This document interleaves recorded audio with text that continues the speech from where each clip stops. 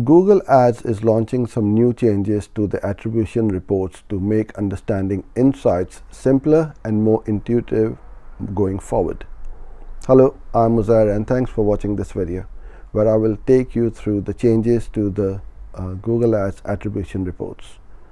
Attribution within Google Ads will give you specific information about how people are led to become conversions for your business.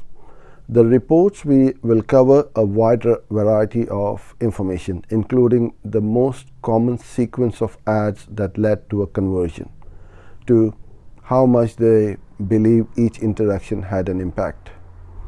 This brand new interface will help you to understand how your audience is interacting with your ads throughout the buying process.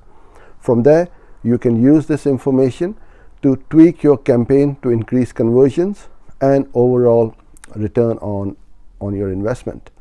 The available attribution reports will now include overview, top paths, path metrics, assisted conversions, model comparison.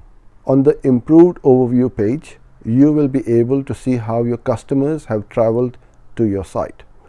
The percentage of customers who clicked on your ads a number of times before converting will be available, and you will be able to see, for example, how many customers engaged with your ads on more than one device.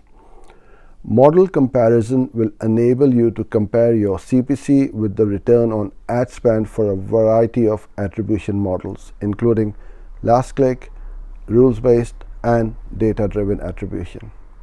You can locate the new attribution reports by clicking the tools icon on the top right hand side within Google Ads, then click Measurement and Attribution.